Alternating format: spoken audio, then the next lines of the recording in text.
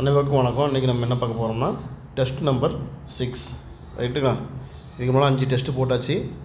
நீங்கள் அதை எடுத்து பாருங்கள். ஒவ்வொரு டெஸ்ட்லையும் நான் சொல்கிறது இதுதான். வேறு வேரியேஷன் கொஷின்ஸ் இருக்கும். நீங்கள் அதெல்லாம் தனித்தனியாக எழுதி வச்சுட்டு பார்த்தா உங்களுக்கு ரொம்ப யூஸ்ஃபுல்லாக இருக்கும். சரி, ஃபஸ்ட்டு கொஷின் பாருங்கள். ஏ வந்து 24 நாளில் ஒரு வேலையை செய்கிறார். ஏ வந்து 24 நாளில் ஒரு வேலையை செய்தார். ரைட்டா? ரைட். ஏவும் பியும் ஒரு வேலையை 6 நாளில் முடிக்காங்க. ஏ ப்ளஸ் பி ஒரு வேலையை 6 நாளில் முடிப்பாங்க. இப்போ பி மட்டும் எத்தனை நாளில் முடிப்பாங்கன்னு கேட்டிருக்காங்க. சரியா? இந்த மாதிரி கேட்டால் என்ன செய்யணும்னா இதை ரெண்டுத்தையும் மல்டிப்ளை பண்ணிங்க. 24 × 6. பி மட்டும் கேட்டிருக்கா. அப்போது அதனாலனா திரும்ப அது ரெண்டுத்தையும் கழிச்சிருங்க. 24 - 6.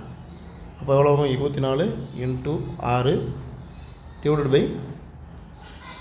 18. 1 6 6 3 6 18. 1 3 3 8 3 24.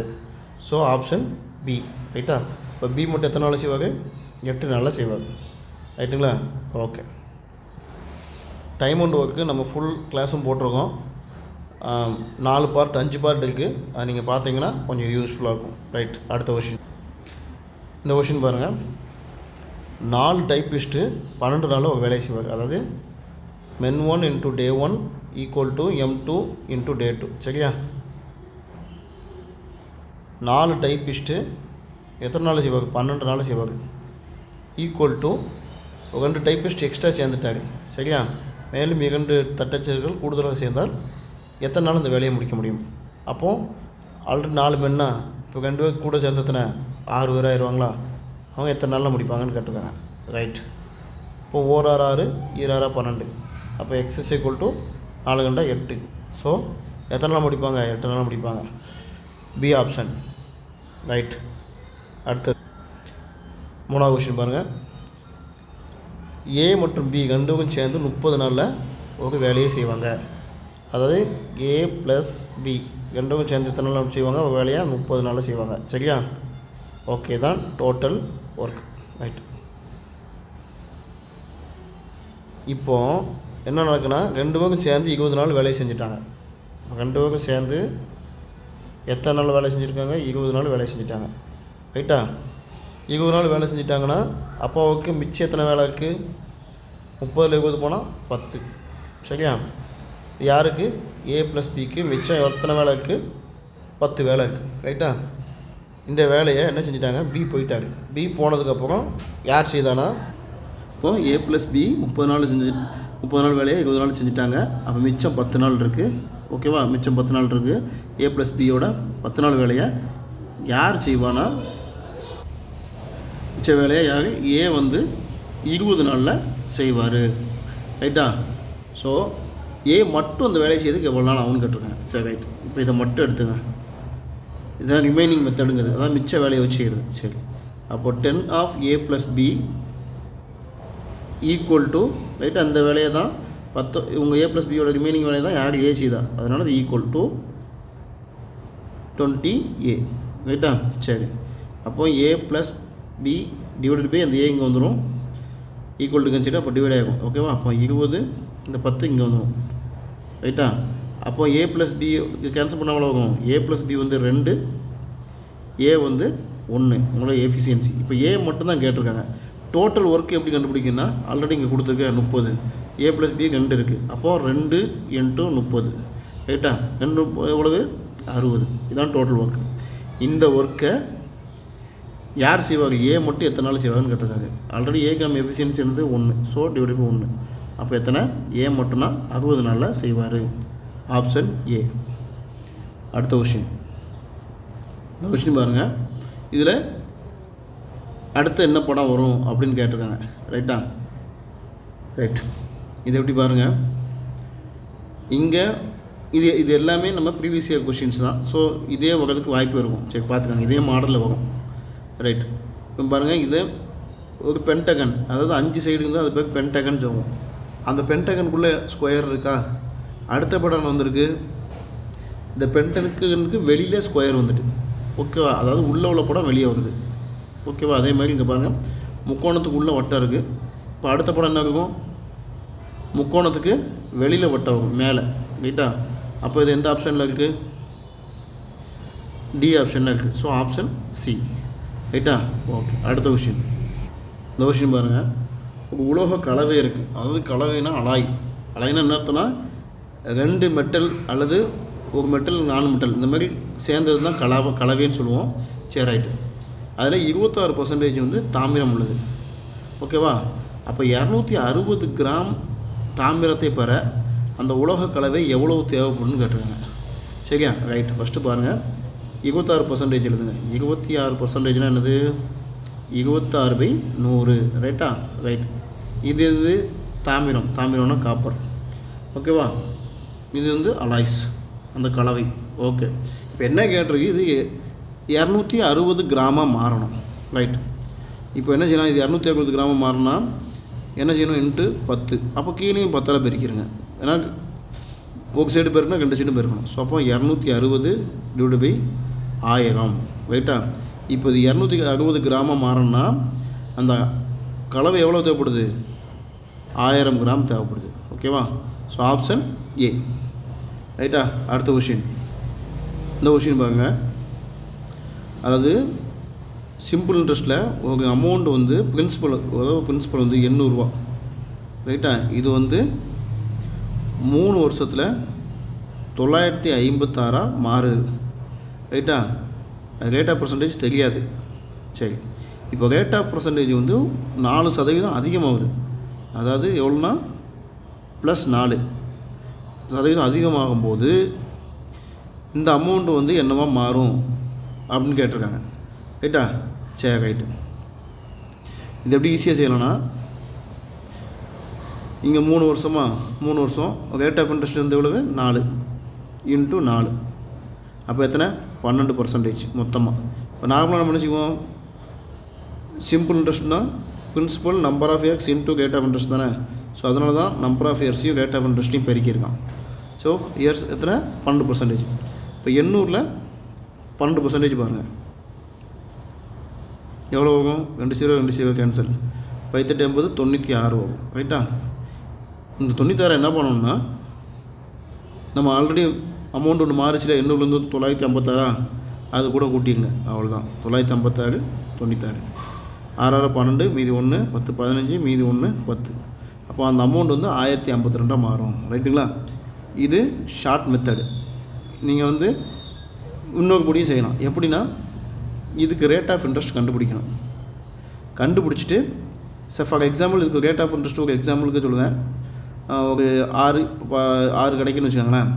அடுத்த ரேட் ஆஃப் இன்ட்ரெஸ்ட்டு 4 கூடுதா? அப்போது +4 எத்தனை? 10. அடுத்து 10% நீங்கள் கண்டுபிடிக்கணும். கண்டுபிடிச்சிட்டு அந்த ரெண்டுத்தையும் கழிச்சிங்கன்னா 10% கண்டுபிடிச்சிங்கன்னா ஒரு ஆன்சர் வரும். ரைட்டா? அதான் 1052 ஆகும். ஓகேவா? இது நீங்கள் சிம்பிளாக இந்த மெத்தட் படி ஃபாலோ பண்ணுங்கள். அடுத்த கொஷின். இந்த கொஷின் பாருங்கள். ஒரு அசல் வந்து 10% வட்டி விகிதத்தில் 5 ஆண்டுகளில் 10,050 மாறுது. 5 ஆண்டுகளில் 10,050 மாறுதுன்னா அந்த அசல் என்ன? அந்த பிரின்சிபல் அமௌண்ட்டு என்னன்னு கேட்டிருக்கு. ரைட்டா? சரி, பிரின்சிபல் கேட்டிருக்காங்க, அமௌண்ட்டு கொடுத்துருக்கு. அமௌண்ட் வந்து 10,050. ரைட்டா? வருஷம் 5 வருஷம். Rate of interest 10. சரி, ரைட்டு. இப்போது சிம்பிள் இன்ட்ரெஸ்ட்டு பிரின்சிபல் என்னன்னா 100. சரியா? எப்போதும் பிரின்சிபல்னால் 100% அப்படின்னு வச்சுக்கோங்க. ரைட்டு. அமௌண்ட்டுன்னா என்னது? அந்த பிரின்சிபல் ப்ளஸ்ஸு சிம்பிள் இன்ட்ரெஸ்ட். ரைட்டா? சிம்பிள் இன்ட்ரெஸ்ட்னா என்னென்னா அந்த ரேட் ஆஃப் இன்ட்ரெஸ்ட்டையும் வருஷத்தையும் பெருக்குது தான். 5 × 10. ஓகேவா? அப்போ சிம்பிள் இன்ட்ரெஸ்ட் என்னது? 50%. ஓகேவா? சிம்பிள் இன்ட்ரெஸ்ட் என்னது? 50. பிரின்சிபல் 100. அமௌண்ட்டுனா அந்த பிரின்சிபலும் இது சேர்ந்து தானே. அப்போ 150. ரைட்டா? இதை வச்சுக்கோங்க. ஓகே. இப்போ என்ன கொடுத்துருக்கு? அமௌண்ட்டு தான் கொடுத்துருக்கு. அமௌண்ட் எவ்வளவு? 150. அப்போ 150 தான் எவ்வளவு? 10,050. என்ன கேட்டிருக்காங்க? பிரின்சிபல் கேட்டிருக்காங்க. பிரின்சிபல் வந்து எவ்வளவு? 100 தான் கேட்டிருக்கு. ரைட்டா? இப்போ x = நீங்கள் போகும் 10,050 × 100 / 150. ஒரு 0 கேன்சல். 7 10 3 15. 1 3 3 3 9 மீதி 1 மீதி 3 9 மீதி 1 5 15 0. அப்போது X is equal to 3350 into 2 பெருக்கி போட்டால் எவ்வளோ வரும் 6700. Option A. கேட்டா. அடுத்த கொஷின். இந்த கொஷின் பாருங்கள். 7 9 11 42 72. இப்போ அந்த இடத்துல என்ன வரும் அப்படின்னு கேட்டிருக்கு. சரியா? ரைட்.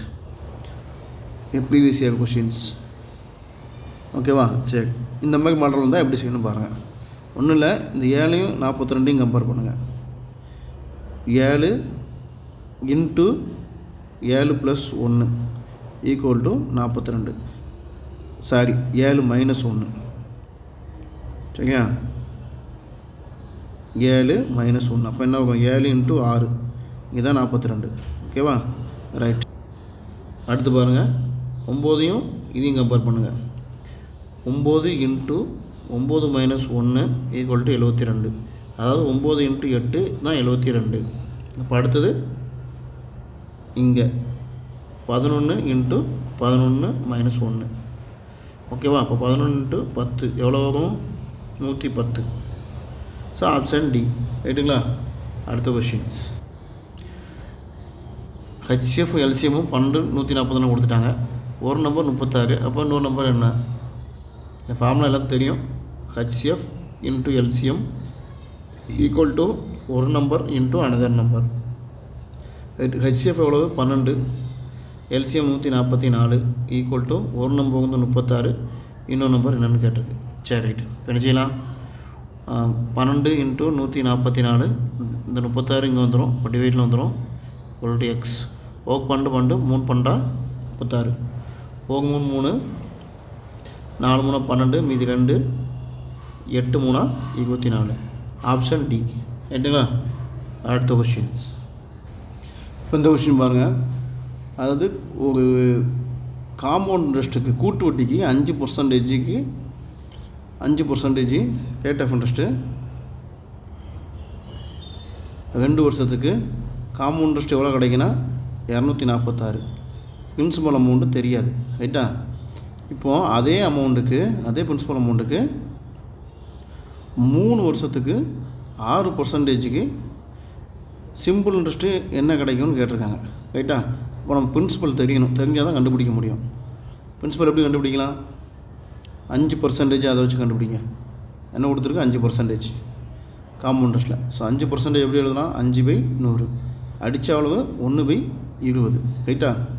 கீழே இருக்கிறது வந்து பிரின்சிபல், மேலே இருக்கிறது வந்து இன்ட்ரெஸ்ட். சரி, ரைட்டு.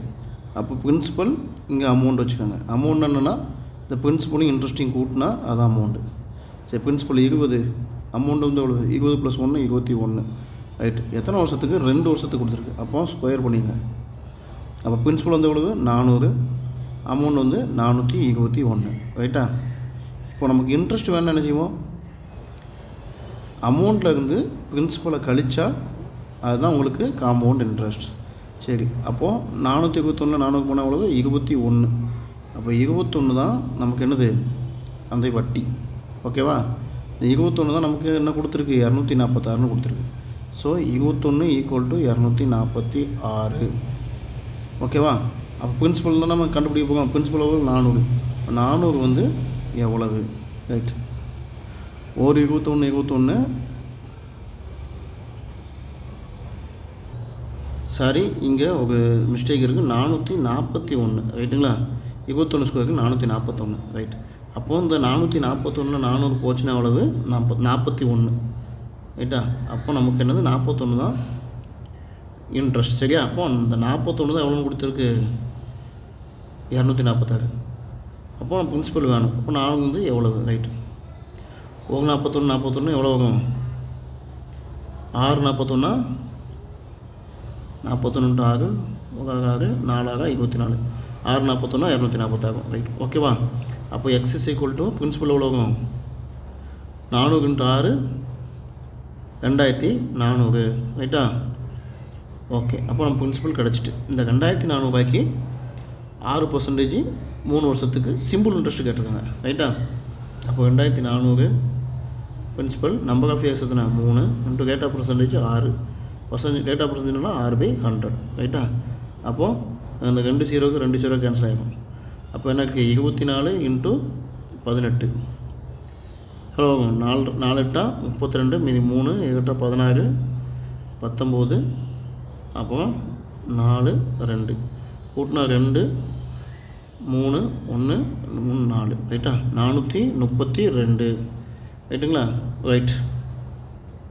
அடுத்த கொஷின். இப்போ அடுத்த கொஷின் பாருங்கள். 3200க்கு 2.5% 2 வருஷம் கேட்டிருக்காங்க ரைட்டா? ஃபஸ்ட்டு 2.5% முழுசாக மாற்றுங்க. பாயிண்டில் இருக்கிறத 2.5%னா ரைட்டா? இப்போது மேலே ஒரு புள்ளிக்கனால கீழே அதை டெசிமல் எடுக்கிறதுக்கு கீழே ஒரு 0 சேர்த்துருங்க. 1 2 1000 ரைட். ஓகேவா? அதாவது மேலேங்களையும் 10 மல்டிப்ளை பண்ணணும். ரைட். படித்தா என்ன ஆகும்? 1/40. ஓகேவா? சரி, 1/40 என்ன செய்யலாம்? இப்போ 3200 இன்ட்டு 1/40 எவ்வளோ இருக்குது? ஒரு சீக்கோ கேன்சல். 1 4 4 8 4 32 0. அப்போ 80 ரைட்டா? ரைட். First year. அடுத்து 80, அந்த வட்டி அப்படியே கீழே இருக்குங்க. 80 இன்ட்டு எவ்வளோ? அதே 1/40, அதாவது 2.5%. 1/40 1 40 2 40 80. இப்போ எவ்வளோ?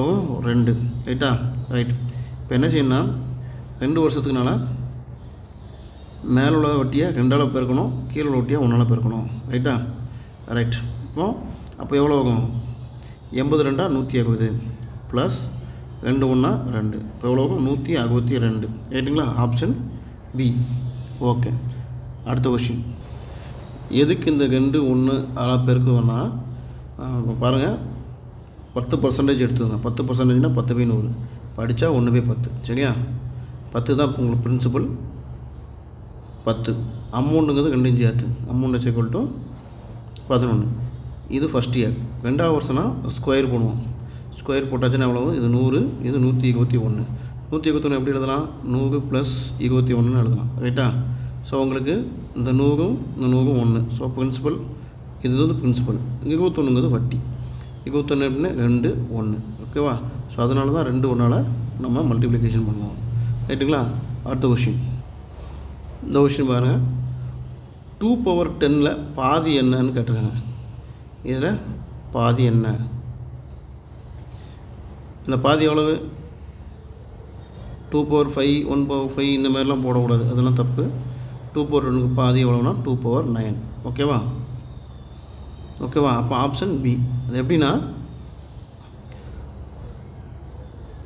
2/1 2/2 2/3 2/4 2/5 2/6 2/7 2/8 2/9 2/10. ரைட்டு. இது எவ்வளோ? 2 4 8 16 32 64 128 246 512 1024. ரைட்டா? அப்போ இதில் பாதி எவ்வளவு? 1024 பாதி தான் 512. ஸோ 2/9க்கு பாதி எவ்வளோன்னு கேட்டாச்சுன்னா 2/9 எழுதணும். ஓகேவா? இதில் எப்படி கேட்டாலும் சரி. இப்போ 2/8 பாதி எவ்வளோன்னு கேட்டாச்சுன்னா 2/4 போடக்கூடாது, 2/7. ஸோ இதில் பாதி தான் இது. சரியா? So option B. ரைட். அடுத்த கொஷின்.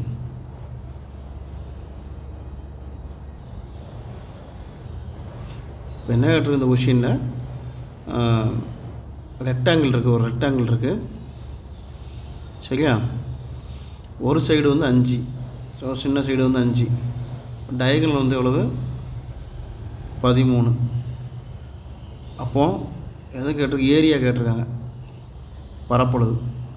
ஏரியா ஃபார்முலானது L × B. அப்போ நமக்கு இந்த ஏரியா வேணும். இந்த இடம் கிடச்சா தான் நம்ம கண்டுபிடிக்க முடியும். இதையும் பெருக்குவோம் இல்லையா? ஆனால் டயகனல் கொடுத்துருக்கு. ஸோ இந்த எப்படி செய்யலாம்? ரெக்டாங்கிளோட டயகனல் ஃபார்முலானது D = √L² + B². ரைட்டா? D² √L² + ஓகேவா? ரெக்டாங்கிளோட டயகனல் ஃபார்முலானது D² = L² + B². ரைட்டா? நமக்கு என்ன வேணும்? L தான் வேணும். அப்போது L² = D² இந்த பி ஸ்கொயர் வந்து ஈக்குவல் டு கன்சிடர் போகும்போது மைனஸ் பி ஸ்கொயர் ஆகும். ரைட்டா? ஸோ இப்போ L square is equal to D square எவ்வளவு? டி வந்து எவ்வளோ? 13 ஸ்கொயர் மைனஸ் பிரெத் வந்து எவ்வளோ? 5 ஸ்கொயர். ரைட்டு? ஓகேவா? ரைட். இப்போது L square is equal to 169 minus 25. இப்போ L square is equal to 144. இப்போ எல் இஸ் ஈக்குவல் டு இது எல் ஸ்கொயர் வந்து எல் ஆக்கும்போது என்ன ஆகும்னா இந்த இது ரூட்டாக மாறிடும். So root of 144. இப்போ L is equal to root of 12 into 12. ரைட்டா? அப்போ எல் இஸ் ஈக்குவல் டு 2 12 வெளியே எடுத்துடலாம். எல் 12ன்னு கிடச்சிட்டு. ரைட்டா? அப்போ என்ன செய்யணும்? நமக்கு ஏரியாவோட ஃபார்முலா எல் இன்ட்டு பி. எல்லுக்கு பதிலாக 12 போடுங்க. பி வந்து 5. எவ்வளவு? 60. ரைட்டா? ரைட். ஓகே. அடுத்த கொஷின். 2D ஃபார்முலா ஈஸியாக படிக்கிறதுக்கு நடத்திடுங்க. கொஞ்சம் அதை நீங்கள் பார்த்துட்டு வந்தீங்கன்னா உங்களுக்கு கொஞ்சம் ஈஸியாக இருக்கும். ரைட்டுங்களா? நீங்கள் ஈஸியாக போடலாம். ரைட். அடுத்த கொஷின். இந்த கொஷின் பாருங்கள். ஒரு கோன் இருக்குது. சரியா? அதாவது ஒரு கோன் இருக்குது. அந்த கோனோட உயரம் வந்து எவ்வளோன்னு பார்த்தாச்சுன்னா 24 சென்டிமீட்டர். ஸோ இதுதான் உயரம். ரைட்டா? 24 சென்டிமீட்டர். இந்த கோணம் வந்து ஒரு குழந்தை வந்து இந்த களிமண் ஷேப் களிமண்ணில் இருக்க கோணை சிலிண்டராக மாற்றுது. சரியா? அதான் கொஷின். அப்போது இந்த சிலிண்டரோட ஹைட் என்னன்னு கேட்டிருக்காங்க. ஓகேவா? ரேடியஸ் வந்து சேம். இதோட ரேடியஸ் இதோட சேம். அப்போ இதோட ஹைட் எவ்வளோன்னு கேட்டிருக்காங்க. ரைட். இப்போது நம்ம கோனோட வால்யூம் ஃபார்முலானது 1/3 πr ஸ்கொயர் ஹெச். சிலிண்டரோட ஃபார்முலானது πr ஸ்கொயர் ஹெச். ரைட். இங்கே என்ன சொல்லியிருக்கு? Radius same. அப்போ ரேடியஸ் கேன்சல், பையும் கேன்சல். ரைட்டா? 2 ஈக்குவல். ஸோ இதோட ஹைட்டு ஹைட்டு தான் கேட்டிருக்கு. இதோட ஹைட்டு கொடுத்துருக்காங்க. 1/3 இன்ட்டு ஹைட் எவ்வளவு? 24 சென்டிமீட்டர் ஈக்குவல் டு சிலிண்டரோட ஹைட் வேணும். இப்போ ஹைட்டு வச்சுக்கோங்க. ரைட்டா? 3 3 8 3 24. அப்போ ஹைட் இஸ் ஈக்குவல் டு 8. இப்போ சிலிண்டரோட ஹைட் எவ்வளோ இருக்கும்? 8. Option C. ரைட்டா? அடுத்த கொஷின். இந்த கொஷின் பாருங்கள். 5 ஒரு பகுதி மற்றும் 8 ஒரு பகுதி என இரு பகுதியாக பிரிக்கப்பட்ட எண் வந்து 94 இருக்குது. அது வீதம் 3:4 இருக்குது. சரி. ரைட்டு. அப்போ முதல் பகுதி என்னன்னு கேட்டிருக்காங்க. ஓகேவா? முதல் பகுதி என்னன்னு கேட்டிருக்கு.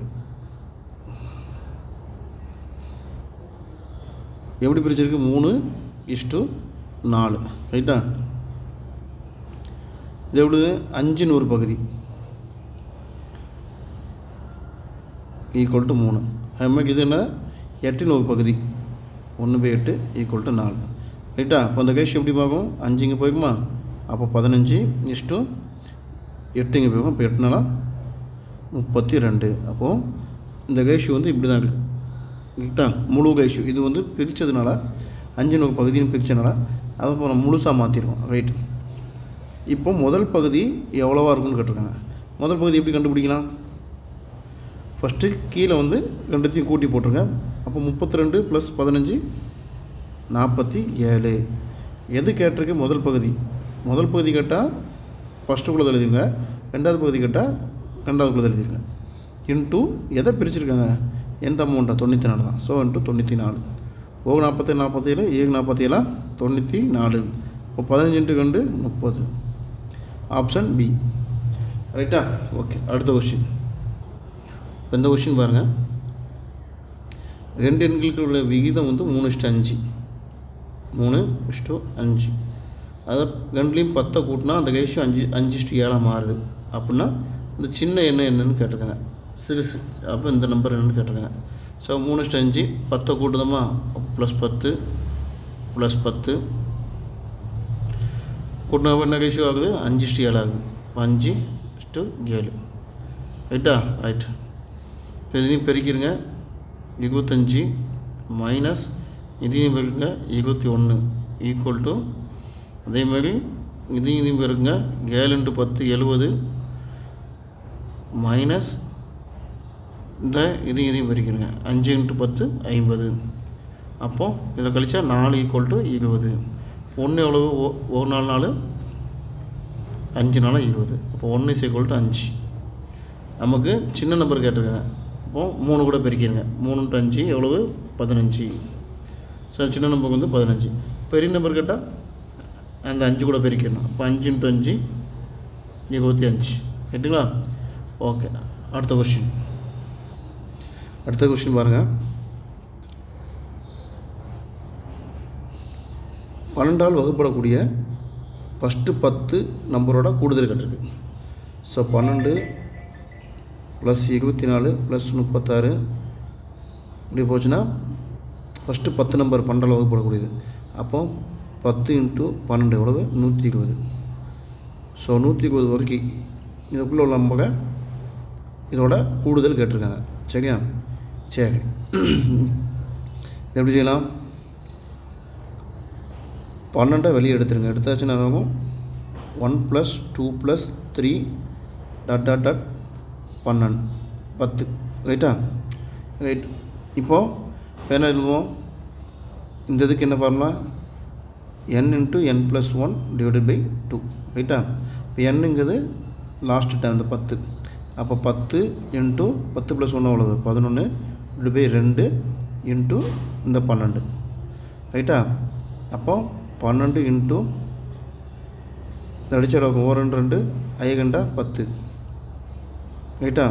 12 அப்போ எவ்வளோ? 11 5 55. ஸோ 55 12 எவ்வளோ? 5 10 மீதி 1 1 2 2 3 மீதி 15 0. சரி, இங்கே எத்தனை ஆகும்? 1 2 5 10 இல்லையா? சரி, 5 10. ஸோ 12 × 55. இங்கே நான் என்ன சொல்லியிருக்கேன்? 15 போட்டிருக்கேன். சாரி. ஸோ 55 × 12 எவ்வளோ ஆகும்? 660. ரைட்டுங்களா? ரைட்டு. So option A. அடுத்த கொஷின். இந்த கொஷின் பாருங்கள். ட்ரஸ்ட்டுக்கு வந்து 103, லவ்வுக்கு வந்து 58. இப்போ கேரிங்க்கு என்னென்னு கேட்டிருக்கேன். ட்ரஸ்ட்டுக்கு 23னா டீக்கு என்ன இருக்குது? 20. So TRUST. ரைட்டா? ஸோ 20. ஆருக்கு வந்து 18, யூக்கு வந்து 21. ரைட்டா? அப்போ திரும்பியும் எஸ்ஸுக்கு வந்து எவ்வளவு? 19. திரும்ப டீக்கு வந்து 20. ரைட்டு. இந்த கூட்டுங்க. 9 10 18 மீது 1 3 4 6 7 8 9 98 இருக்குது. சரியா? 98 ப்ளஸ் இங்கே எத்தனை லெட்டர் இருக்குதுன்னு பாருங்கள். 1 2 3 4 5 லெட்டர் கூட்டியாச்சுன்னா 103. ஓகேவா? ரைட். அடுத்து அதே மாதிரி பாருங்கள். Love LOVE. எல்லுக்கு வந்து என்ன இருக்குது? 12. ஓக்கு வந்து 15. விக்கு வந்து 22. ஈக்கு வந்து என்ன எழுதியிருக்கு? 5. கூட்டினா 10 12 14 மீதி 1 2 3 4 5. சரி, 54 ப்ளஸ் எத்தனை லெட்டர் இருக்குது? 1 2 3 4. அப்போ கூட்டினா 58. ரைட்டு? அதே மாதிரி தான் கேரிங்க்கு இருக்குது. CARING. சிக்கு பதிலாக 3, ஏக்கு பதிலாக 1, ஆறுக்கு பதிலாக என்ன இருக்குது? 18. ரைட்டா? ஐக்கு பதிலாக 9, எண்ணுக்கு பதிலாக 14, ஜிக்கு பதிலாக 7. கூட்டி போட்டு எவ்வளோ ஆகுது? 3 4 12 12 21 25 32 2 3 3 4 5 52 வருது. ஓகேவா? 52 கூட இங்கே எத்தனை எழுத்து இருக்குது? 1 2 3 4 5 6 6 இருக்குது. ப்ளஸ் 6. அப்போ 58. Answer D. ரைட்டா? அடுத்த கொஷின்ஸ். இந்த கொஷின் பாருங்கள். இந்த கொஷின் எடுத்துக்க என்ன வரும்னு கேட்டிருக்கு. ரைட். எப்படின்னா 7 கண்டா 14, 14 3 42, 42 4 168, 168 5 5 எவ்வளோ 240. அப்போ இங்கே என்ன ஆகும் 7 × 1 7 × 1 7 ரைட்டா. ஸோ அந்த இடத்துல 7 ஆப்ஷன் ஏ. அடுத்த கொஷின்ஸ். அடுத்தது இந்த கொஷின் பாருங்கள் எப்படி இருக்குன்னா 6 × 5 30, 30 × 5 150 ரைட்டா. 30 × 5 150. அப்போ 150 × 5 எவ்வளோ வரும் 750. Option B. இங்கே போட்டு பாருங்கள் 750 × 5 3750 ரைட்டா. ரைட். அடுத்தது p⁻0 என்னன்னு கேட்டிருக்கேன் ரைட்டா. ஆல்ரெடி சொல்லியிருக்கேன் ஷூட் அண்ட் இண்டிசஸ் அதன் ஃபார்முலா படி என்னென்னா எனிதிங் பவர் 0 ஆன்சர் 1 தான். ஸோ ஆன்சர் பி ரைட்டுவா. ஓகேவா. என்ன கொடுத்துட்டு அதோட பவர் 0 கட்டணும், ஆன்சர் 1 தான். ரைட். அடுத்த கொஷின்.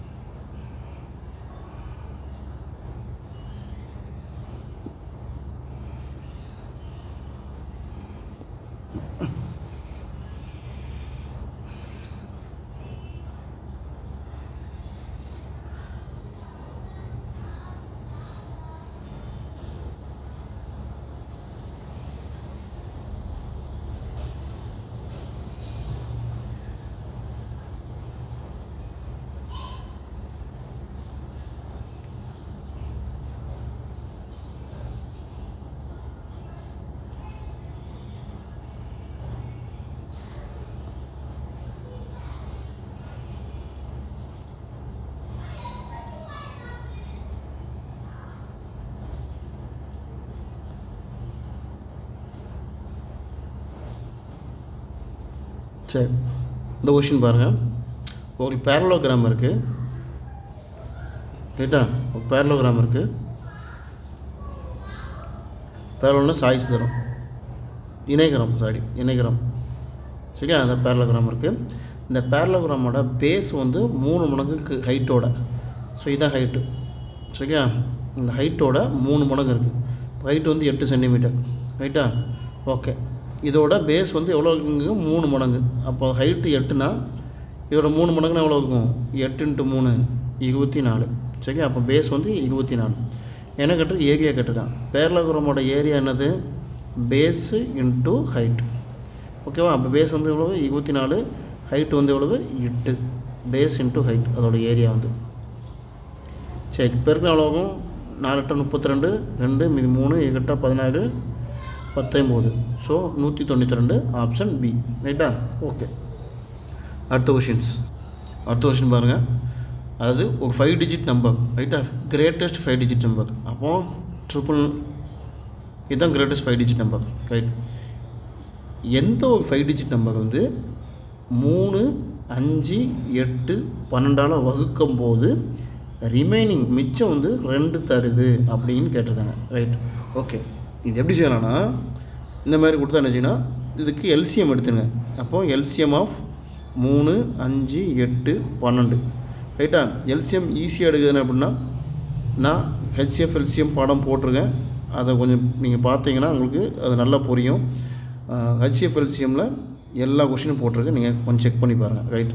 இப்போ எப்படி எல்சிஎம் எடுக்கிறோன்னா எல்சிஎம் எப்போதும் பெரிய நம்பர் கொடுத்ததுலேயே பெரிய நம்பராக இருக்கும், இல்லை அதை விட பெருசாக இருக்கும் ரைட்டா. ஸோ சின்னதாக இருக்குது. ஓகே. அப்போ நம்ம இருக்கிறதுலே பெரிய நம்பர் என்னது 12 ரைட். இந்த சீரீஸில் பாருங்கள் 5 10 அந்த மாதிரி வந்துச்சுன்னா அதோட பெரிய நம்பர் கூட 10 பெருக்கிடுங்க, அதுதான் எல்சிஎம்மாக இருக்கும். ஸோ 12 10 120. ஸோ எல்சிஎம் வந்து 120 ரைட்டுங்களா. 120 தான் எல்சிஎம் கன்ஃபார்ம் பண்ணதுக்கு நீங்கள் மீதி 3 நம்பர்கள் அது வகுப்படுமான்னு பார்த்துக்கோங்க. ஓகேவா. சரி ரைட். இப்போ எல்சிஎம் வந்து நமக்கு 120 ஓகேவா. ரைட்.